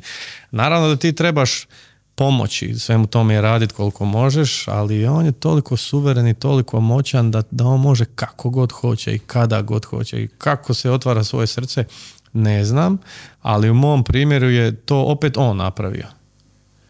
I ja se sjećam da kako je meni to smetalo otvori svoje srce, onda bi ja o tome razmišljao, nemam pojma šta to znači, ali sam nastavio sa vježbama, nastavio sam s molitvama i onda kad bi gledao tu svoju bilježnicu gdje sam pisao stvari, vidim na kraju 2. godine, pa ja sam se stvarno otvorio, Gospodin sada puno češće nešto priča, puno češće radi na mome srcu, puno češće me pohodi da mi nešto izliječi, oslobodi, da me nauči, znači ja sam ipak otvorio svoje srce. Kako? Nemam pojma, osim što sam nastavio, na primjer, raditi te vježbe. Odgovorio si nekak? Da. A opet je on to napravio. Znači ja nisam postio da otvorim svoje srce. Nisam otišao na El Camino da otvorim svoje srce. On je to u meni napravio. Ja sam mogao se zaustaviti. I možda bi mi ga on otvorio opet, možda ne bi, ali vjerojatno malo teže. Ok, ali vrlo konkretno. Ti si se, nakon svoje 50-tnice o kojoj smo sad pričali, jutro si se probudila, mogla si odgovoriti na to i ne odgovoriti na to. Kako si odgovorila? Kaj je taj idući dan bilo drugačije da bi se moglo podvesti pod naziv odgovor od 2 dana prije? Ja sam htjela pripadati zajednici Coret Lumen Christi. To je bio moj prvi odgovor. I podnijela si zahtjev Nisam podjela. Borisu za ručkom. Evo ti jedan zanimljiv primjer. Kad smo 2 dana prije toga smo pričali s Damjanom i tako on nas je neke stvari pitao i sad pita mene, pita Josipa, Ivanu, to su članovi isto naši i s nama su skupa osnivači, puno sveti ljudi pametniji od nas. I sad smo mi davali nekakve odgovore. To nije bilo molitva, samo čisto ako neki radni sastanak. I onda sam ja govorio kako bi ja htio pripadati, na primjer, Coret Lumenu kao rezidencijalni član. Jer naša zajednica ima i rezidencijalne članove koji žive zajedno, ostavili su sve i žive evanđelje, bave se sa takvim pozivom. Da. Kako misliš unutar zajednice? Žive unutar zajednice. Znači žive, imaju svoju zgradu gdje svako ima svoj stan i to, imaju kapelicu, imaju presvetu, imaju svećenike s njima, znači to su obitelji i samci i svećenici. I ja sam htio tome pripadati. Ja sam 6-7 godina sam htio pripadati tome, a Tanja je tad zaplakala i rekla je da bi ona isto htjela reći da to može, ali da to nju nimalo jednostavno ne osjeća poziv za time i da ona nije ta. I okej. 2 dana poslije, ujutro je ona htjela ovo što je plakala da ne može, na primjer. Želiš pripadati nečemu. Ok, ali zanima me, kaj si napravila, znam da je plastično pitanje, ali kaj si napravila, jesi taj dan evo Bože kao moj odgovor, prije sam molila pola sata, sad ću moliti sat. Da. Izmolit ću krunicu više. Super da si me podsjetio, to sam zaboravila reći. Moj odnos s Gospodinom se promijenio. Recimo, ja ti sada nije podmoranje, ali trčim na osobnu molitvu svaki dan. Znači ja trčim susret Gospodina u svojoj osobnoj molitvi. To je temelj svega mog zapravo življenja, mojih službi, mojeg svega, osoban odnos s Gospodinom. Ja bi uvijek stavila glavni naglasak na to. Od toga sve kreće. I više od ovih karizmi koji su zatvorile službe i toga? To je samo posljedica mog odnosa s Gospodinom. Da ti je lakše bi ostala bez ovog nego bez osobne molitve? Apsolutno. Zato što te služba ne spašavaju, pa i Juda je radio službe. Dobro. I on je svaki dan gledao Boga na dijelu. Pazi se, Marine. Dosti jak argument, dobro? Razumiješ? Osoban odnos Gospodino je ključ svega. Od toga trenutka, to je ono što se meni promijenilo. Super da si me pitao, što sam to zaboravila, koja bi šteta bila. Osoban odnos Gospodino, svakodnevna osobna molitva. I to, borim se za to. Ja uvijek kažem, Boris je zaslužan za moj sat vremena osobne molitve, ja sam za njegovo. Ako to iz nekog razloga on dnevno ne ispuni, ja ću se boriti za to. To ne smije nikada manjkati. Evo, taj unutarnji život naše zajednice. Ta još promjena koja se dogodila se vama u srcu, dogodila se vama odnos prema Gospodinu, dogodila se kroz osobnu molitvu i slično, a jer se dogodila na nekim područjima da su čak neki drugi ljudi oko vas ju mogli vidjeti, neki možda bliži, u nečemu. Počeli su nas proganjati puno zbog... Da? Sjećam se. Pa, mislim, ne možeš da primijetiš, ne može se sakrit grad na gori, tako i to. Tvoje obaveze su se samo skrenula u ovom smjeru. Tvoje vrijeme koje si provodio drugačije sad ide u osobnu molitvu, sad ide u službu, sad ide u susret tvoj, počne se neke stvari voditi, imaš više molitvenih obaveza za druge. Naravno da se mijenja. Kada Duh Sveti pohodi tvoj život, pa on napravi darmar na taj neki način. Nema ga više nigdje, promijenio se. Da, to se meni dogodilo. Ja se sjećam kad se meni to dogodilo, ja sam tad bio kao neki wannabe poduzetnik i dan bi mi započinjao tako što bi ja sa svojim partnerom ujutro odmah popijemo kavu, pročitam sportske novosti i onda od 8 ujutro do 5-6 navečer nešto radim, imali smo nekakvu proizvodnju. I ja se sjećam nakon toga sam se ja zaključavao u sobu jer nisam više mogao biti na primjer u kafiću. To sad nije nešto što to zvuči dosta ekstremno i to jedno vrijeme traje, nije to sad tako cijelo vrijeme, kod mene nije cijeli moj život, ali čitaš i kod Svetog Ignacija, on je živio u pećini, nije se šišao, puštao je nokte, jer je to bilo vrijeme kad je Gospodin nešto na njemu radio. Kasnije on izašao, sredio se i sve je bilo u redu. Tako je bilo i sa mnom. Ja bi trčao u sobu da se zaključam i ne znam, vuče me prema Bogu, a ne znam ništa o tome, u Google i ukucavam, ne znam, Fra Ivo Pavić, kako sam njega prvog susreo, pa što on kaže, pa onda kasnije u Ignacijem vježbama pa Sveti Ignacije, pa Međugorje, svi pričaju o Međugorje, pa šta je Međugorje. Tako da ja sam doživio taj jedan onako drastičan rez gdje me Gospodin odsjekao od svijeta totalno. A imao sam onako društvo i široko je to bilo društvo, imao sam i uži krug i širi krug ljudi i onda se sjećam jednom zaboravio sam kako se treba ponašati kad dođem u kafić, kad treba naručiti kavu. A kao da me nije me bilo samo ne znam godinu i pol ili 2 dana, ne da me imaš osjećaj da nisi bio 15 godina. On je mene totalno odvojio jer je nešto na meni, na primjer, radio, tako da sigurno su svi morali drugi primijetiti. Jedno vrijeme su me zvali Bozanić. Zato da, evo, pa i Damjan Stein, njega svi znaju po znakovima, čudesima koje on čini, to je svjetlo naše zajednice, ali puno više je onaj unutarnji život, to je kontemplativni dio i to je ono što se mijenja kada, ajmo reći, sazrevaš u duhovnosti ili pa i sa vatrom Duha Svetoga to dolazi. Tvoj unutarnji život se mijenja, tvoji temelji se grade onako na neki zdrav način, ti želiš to, više nije nasilniti obavljanje tvoje dužnosti. Tako da srce, kad to raste u odnosu Gospodu... Si menjalo nešto u odnosu, na primjer, na sakramente, na misu, da su je počeli drugačije doživljavati? Baš smo prošlu nedjelju bili smo na misi i ja se onako gledam, ja govorim Borsu, ja ne znam, jesam postala kao ona bakica, starsti, onda stalno bi bio u crkvi, molio krunicu, ali javlja mi se taj osjećaj te neke neopisive ljubavi prema prema crkvi općenito, ali ta naša katolička crkva ima toliku puninu, ne mogu to pisati u ogromnu ljubav, mislim da je to i posljedica naše zajednice, mi smo izrazito onako katolički nastrojeni, ljubimo to puno. Stvarno se počela rađati ta neopisiva ljubav prema crkvi, prema majci crkvi. Zato i ove sve službe, to je sve na raspolaganje našoj majci crkvi i zato je to toliko fenomenalno. Ne znam, je li ti isto to... Da, pa ja sam znao ići svaki dan na ispovjed, na primjer.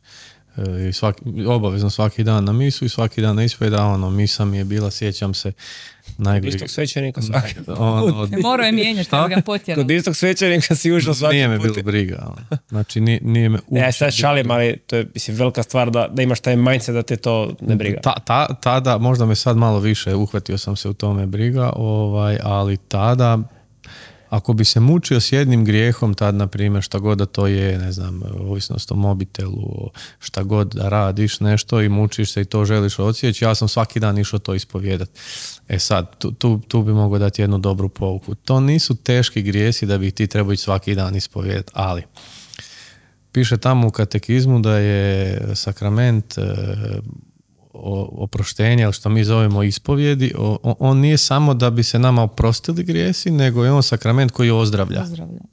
I ja sam to doživio, na primjer, da uzmeš sad jedan svoj grijeh i ako treba 9 dana za redom ga ideš ispovijedati. Jer si ga, na primjer, opet sutra napravio, 9. dan sam ja od njega ozdravio i oslobodio se. Razumiješ šta ti hoću reći. Tako da, meni ti je bilo, ja sam imao velike snove. Da se nisam obratio, sad bi bio na nekoj jahti, na Ibici, ljeto uživaš, i Tanja onda počela molit za mene. Tanja je molila za mene da se ja obratim tada. Molila je Svetoj Marti. I ja si mislim, sad snimam podcast, mogao sam biti na Ibici. Hvala ti, Tanja. A evo njega tu.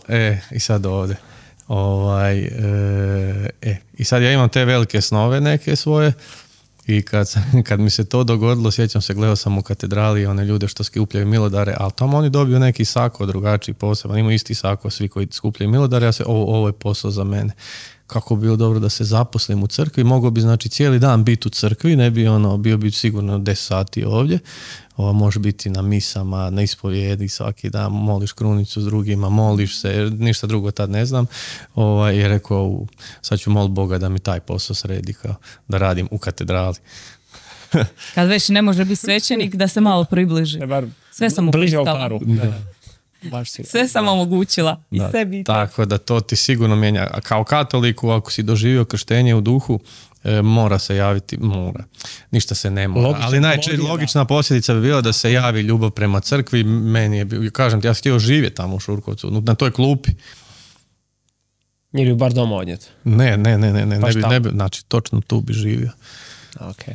A je li vam se kaj promijenilo na drugim područjima vašeg poziva koji nije usko vezan, dakle za vašu zajednicu, na primjer nešto u braku između vas dvoje, znači ulozi muža, žene ili čak ulozi oca, majke, jer vam dalo neku drugu perspektivu, donijelo nešto?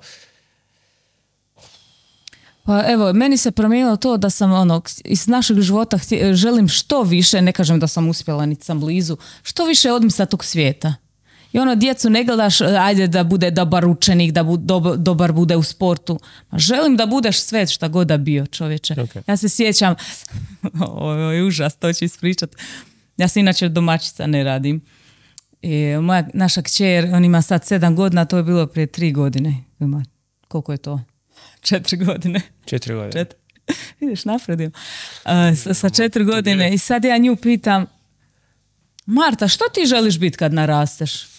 I ona se onako razmišlja. Kaže ona, mama, ja kad narastem, ja ne želim biti ništa. Kao ti. Prekrasno. Daj mi nabroji svoje 3 primarne emocije nakon toga. Fenomenalno. Ok, neko drugi bi vidio što bi vidio i čuo što bi čuo, ali ja tu vidim, znači moje dijete želi biti ko ja. Čovječe, šta je to? Pa zar se ti ne želiš toliko dovoljno posvetiti da tvoja djeca budu kao ti? Ma ne mora niko drugi, pa čovječe, i drugi trebaju, naravno. Ali kad iz prve ruke neko želi biti poput tebe, nekome si uzor, neko ko te odgaja, rodio te, to je fenomenalno, taj put svetosti. Evo, to su prioriteti. Borise? Koje je bilo pitanje? Jel ti kaj drugačije na drugim tvojim staleškim dužnostima prema...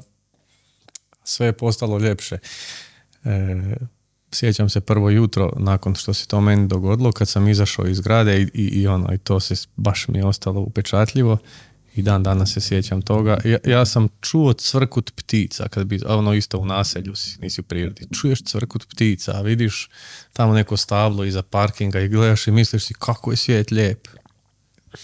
Kako je sve lijepo, baš je sve prekrasno, možeš u svemu uživati, tamo trubi s autom, a ti gledaš to stablo kako je lijepo, pa sve i te zgrade koje možda nisu lijepe, ali lijepe su ti, sve ti postaje lijepo, svaki čovjek ti postaje kao Krist kojeg susrećeš, svaki čovjek ti je dobar, imaš ljubav prema njemu, tako da sigurno mora imati jednu posljedicu koja se razlijeva na sve. Moraš željeti više služiti doma, manje si lijen, više stvari radiš, radostan si, a ta radost mora onda biti vidljiva i drugima i svima drugima mora biti lakše oko tebe kad imaš radost, jel tako? Da to sigurno. Je trajno stanje da si u tom ružičastom oblaku ili se, Ne, to ne može biti trajno stanje, pa živimo sa svojim slabostima. Da, živimo mi sa svojim slabostima. Ti da dođeš u našu kuću, ja bi ti dala 2 sata da bi izdržao. Nakon 2 sata ne, to bi bilo prijava na psihijatriju. Ne bi to izraziti. To su decibeli prevelike visočije, kako se visine. Visine, no? Ali se možeš truditi, težiti ka tomu i svaki put se brže izvući iz tog stanja kada potoneš. To je to. To može. Znači, treba težiti tome. Zato što Duh Sveti onda kad te pohode, on poziva na promjenu. Pa ne možeš biti isti ako živiš u duhu, ako si vjeran Božjoj riječi. Kad se osvrneš na sebe unazad 5 godina, ne smiješ biti isti čovjek. Prosti, zakažit ću se na ovu reći poziva na promjenu. Promjena mi je bitna. To sam htio pitati pa sam zaboravio. Promjena po ovom mi predstavlja proces. Je li moguće da, na primjer, pri tome kad ja primam krštenje u duhu i otvaraju se nekakve karizme, da to bude na toliko nadnaravan način da ja u tom trenutku znam nešto, da mi nešto bude uliveno što nisam imao pojma prije tog trenutka. Na primjer, ja sam član Božje pobjede kojem ne daju ni na 2 metra blizu slavljeničkoj službi i nakon mog krštenja u duhu ja nadnaravno naučim svirati gitaru i skinem Petra Buljana sa pozicije voditelja slavljenja. Petar Buljan, ne spavaš li mirno? Da. Može biti to. Znači imaš nekoliko problematičnih tu stvari koje se sad imaš, da, samo nekoliko, ali daću ti jedan primjer. Na primjer, mala Terezija je uvijek htjela znati slikati, a nije znala slikati. I onda je molila Gospodina da joj da dar slikanja. I naučila je lijepo slikati. I onda je vidjela da je to ne ispunjava i onda je molila da je makne taj dar. Što znači da tebi Gospodin može uliti nešto novo. Jel tako? Ako je to njoj napravio. A sad ono što je problematično, Petar Buljan nije voditelj vaše slavljeničke službe zato što on najbolje svira ili najbolje pjeva. Iako je na njemu možda najveće pomazanje.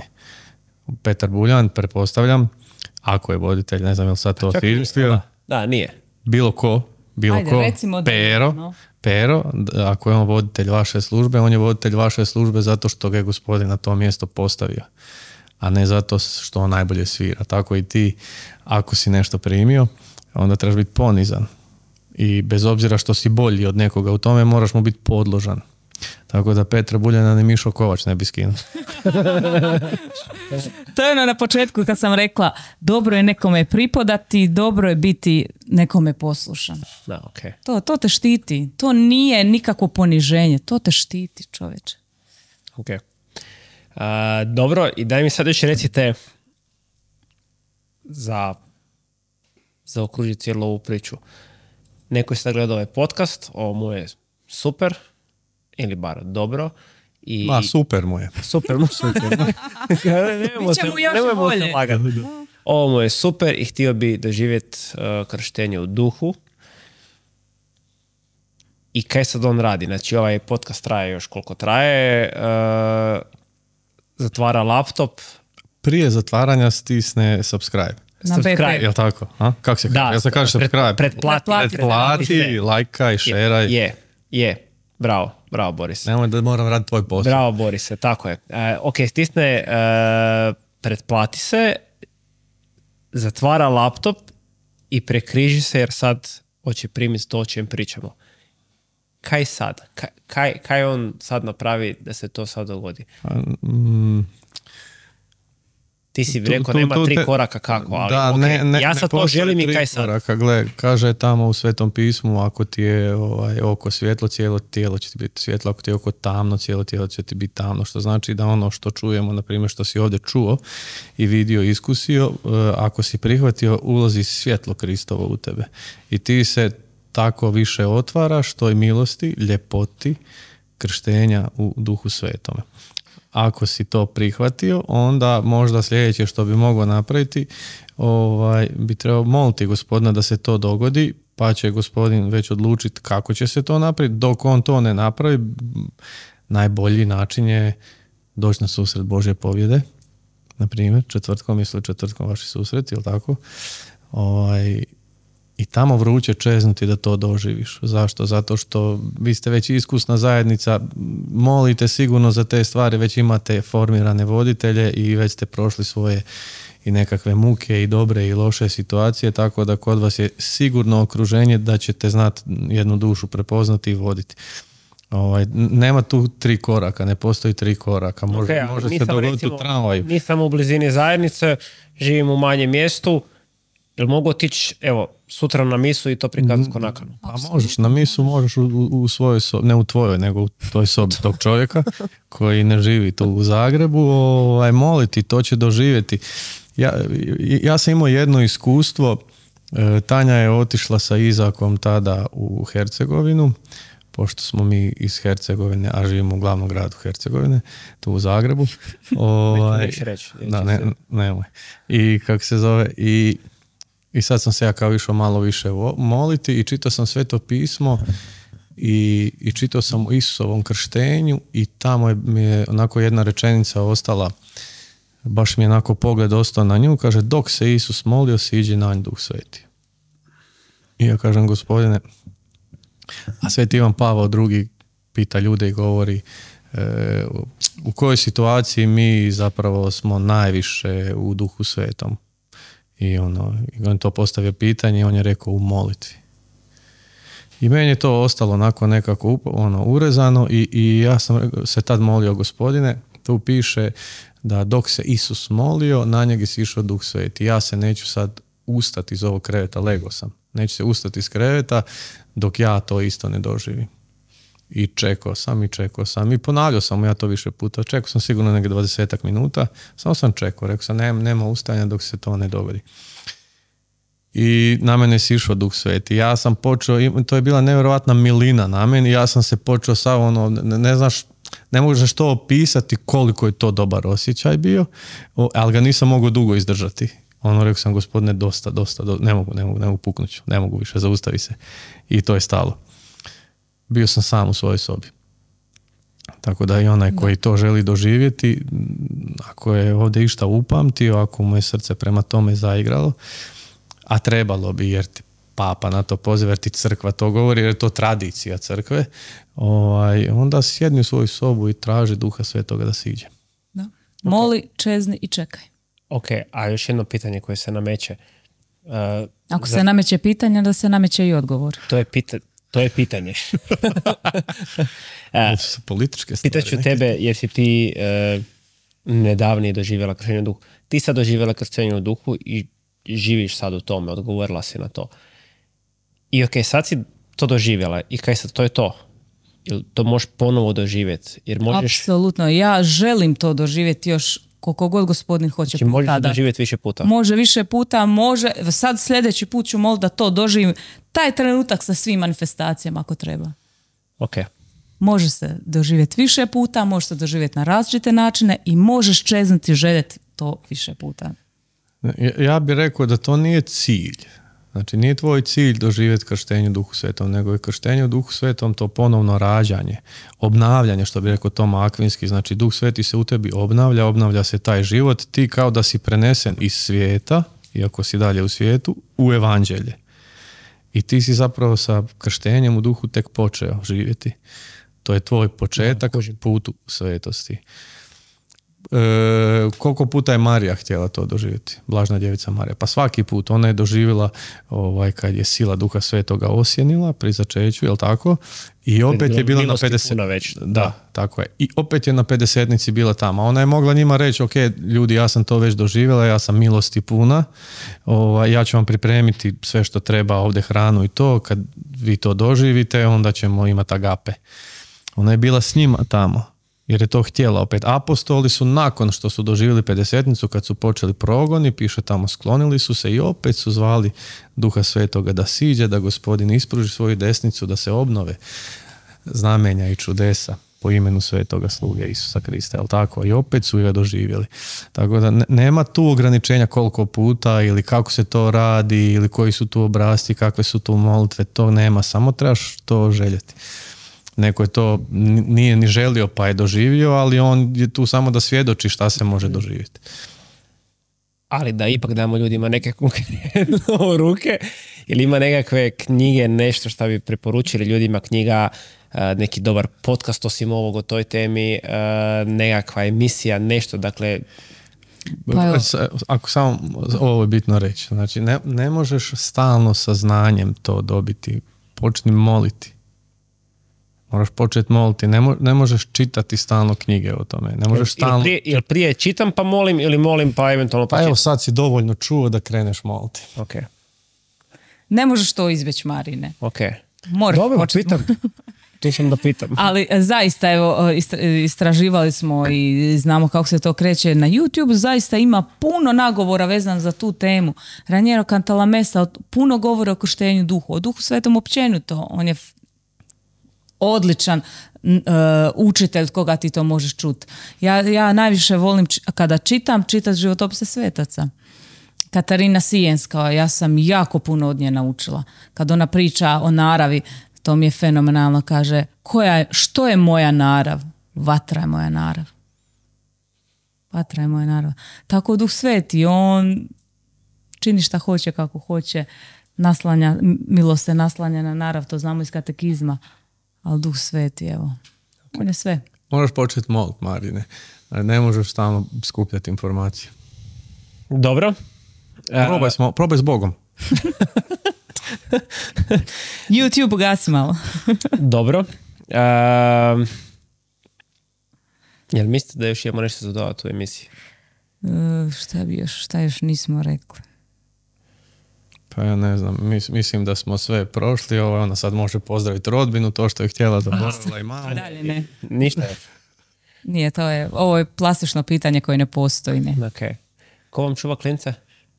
Zaključili smo s vanjske strane. Stavili smo hranu i noževe na stol.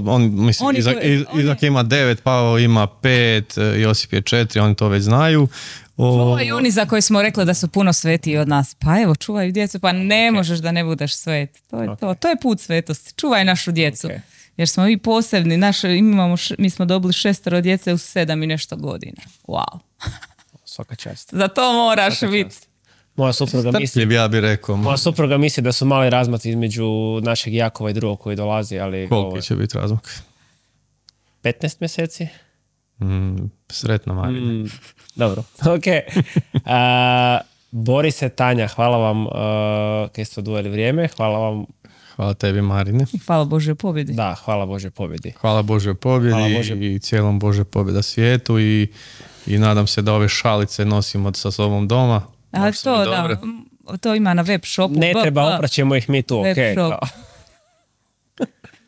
Dobro, neću se zahvaliti tebi. Hvala Bože pobjedi. Na svim ovim rekvizitima koje nosimo. Koje smo dobili. Da. Hvala na svim ovim rekvizitima koje smo dobili, Marine. Da, javit ćemo vam se. Hvala vašim kumovima koji vam čuvaju klince i hvala vašoj zajednici Koret Lumen Kristi. Stvarno sad bez zezancije hvala za sve koje su napravili prvenstveno i za vas, a i preko vas kaj rade i kaj će nastaviti raditi u Hrvatskoj. Bogu hvala. Amen. I nadam se da ćemo svi mi koji ovo slušamo i gledamo da ćemo zaživjeti onu puninu plodova koje stvarno Gospodin ima za Hrvatsku preko te zajednice. Amen. Amen. Dragi prijatelji, hvala vama što ste nas pratili. Sada od velikih obavijesti nemam nešto, istaknut ću samo 11. srpnja. 11. srpnja je bitan zato što 3 dana prije finala Europskog prvenstva koji počinje za par dana, a vjerujem da ćemo biti u finalu. Moli za krštenje u duhu. Pa će se ispoznati. I reći da si sljedeći put 22. put voditelj isto. Da se zna. Budem. I 11.7. je bitan zato što je to novi termin kada izlazi naša iduća epizoda podcasta, 22. Hvala vam što ste nas pratili. Za sve aktivnosti naše zajednice možete pratiti naše društvene mreže. Također na Spotifyu smo, na TikToku smo, na Instagramu i na Facebooku. To je to. Hvala što ste nas pratili. Lijepi pozdrav, Tanja, Borise. Tam gledamo, mašemo. Bog svima.